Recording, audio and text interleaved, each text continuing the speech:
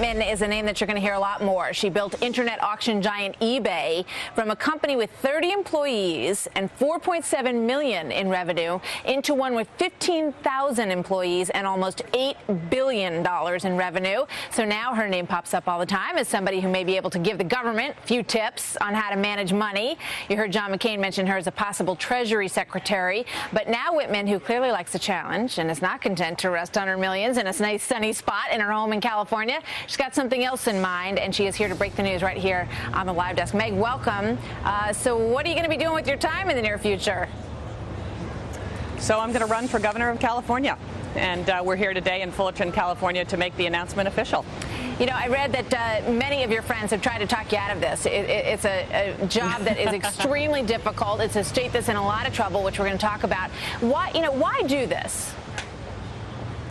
Well, it is a big challenge, and the state faces enormous issues and problems. But the reason I decided to do this is I refuse to let California fail. I refuse to sit by and watch what is happening to this state I love, a state where I built a business, my husband became a doctor, our two boys were born here, and I think we can change the direction of California, but it will take a different approach, that's for sure. You know, it's so astonishing. You look at this wonderful state, one of the most beautiful states in the nation.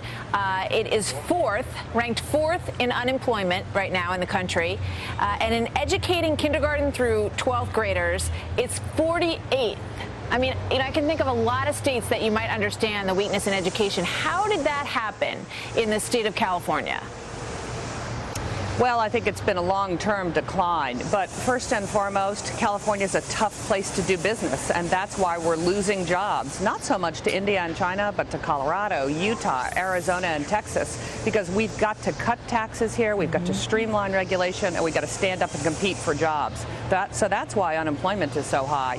The kindergarten through 12th grade education system, you know what, we can't accept these results anymore. We're going to have to fix our kindergarten through 12th grade education because we are denying the vast majority of children a chance at the California dream. And we can do it, but it will take resolve. Hey, Meg, it's Trace Gallagher. I'm a California boy, and you know, we wish you luck running for governor of that state. But, you know, Governor Schwarzenegger ran on the very same platform. You want to cut $15 billion in spending over 4 years, so did he. You know, you run into the same problems. He got beaten down because it's a democratically controlled legislature, because, you know, the special interests are going crazy out there, and the public unions are crippling the system. I mean, how do you go in there and hope to change something that he failed at, and Pete Wilson failed at, and Ronald Reagan didn't do much better at?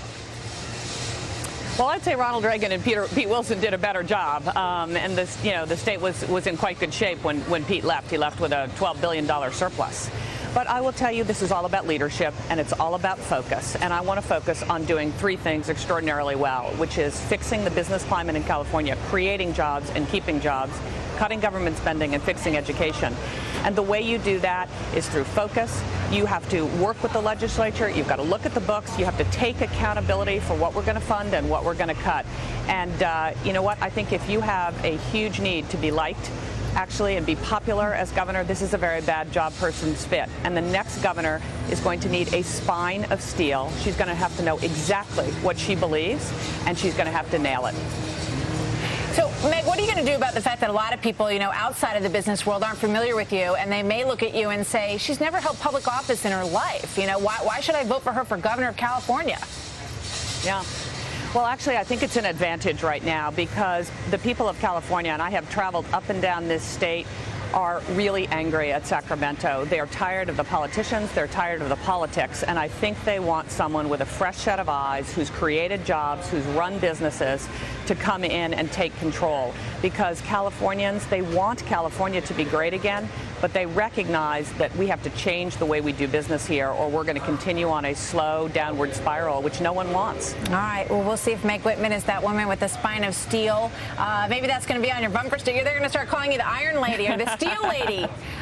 Meg Whitman, thank you so much for sharing this big announcement with us on the live desk. We're glad to have you here, and we'll be following what you're doing out there closely. Thank you, Meg. Well, great. Thanks a lot. Thanks for the time this morning. Thanks, Meg.